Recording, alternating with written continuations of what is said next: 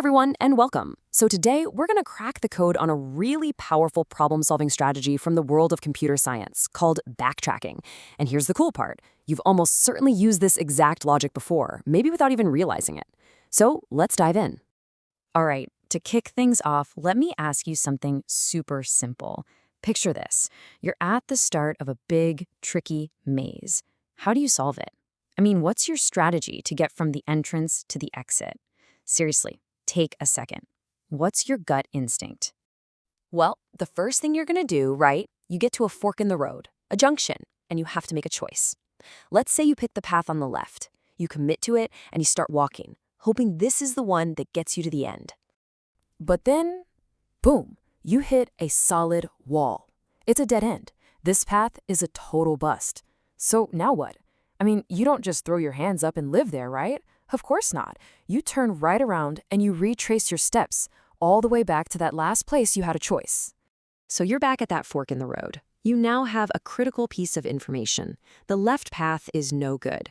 So you make a new choice. You try the other path, the one on the right. You follow it along and bam, this time it leads you straight to the goal. You've solved the maze. You know, that whole process we just walked through, trying a path, hitting a wall, going back, and trying something else, it feels totally obvious, doesn't it? It's just common sense. Well, guess what? That exact intuition has a fancy name in computer science, and it's the core of what we're talking about today. And that name is backtracking. It's a formal, systematic way to explore every single possibility to find what you're looking for. But the real magic, the genius of the whole thing, is in that last part.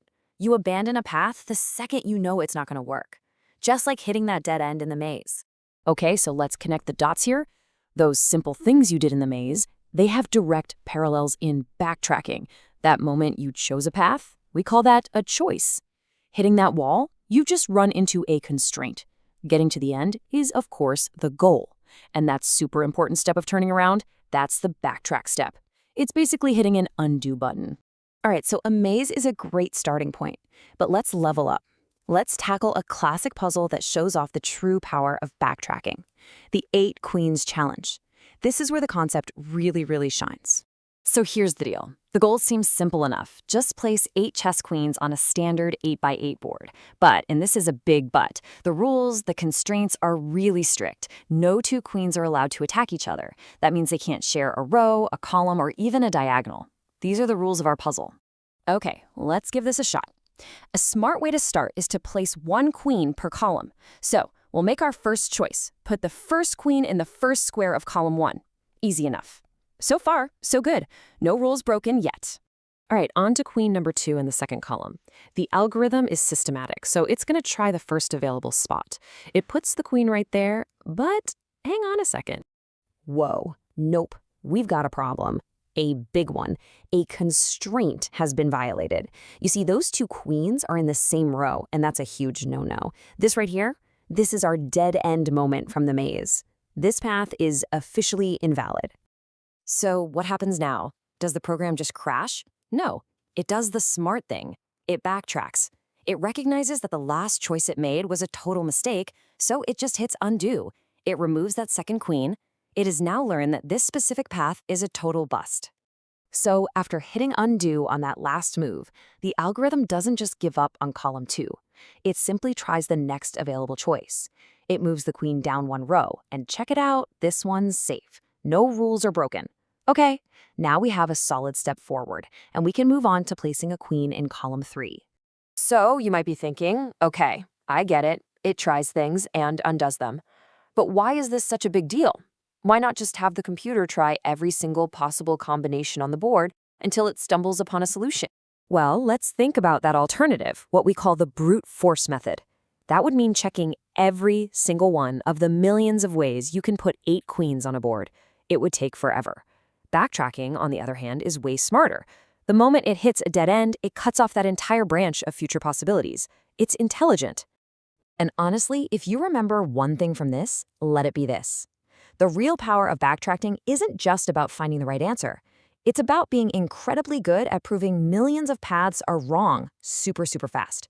It's a strategy of intelligent elimination.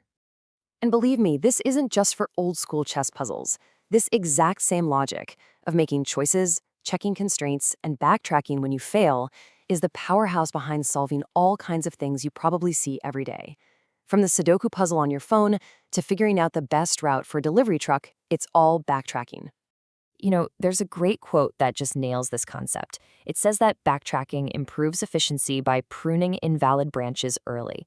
I love that phrasing. It doesn't waste time exploring paths that are already broken. It's efficient because it's smart about quitting. Now, one really important thing to mention. What we've done here is really get into the what and the why, the big idea behind it all.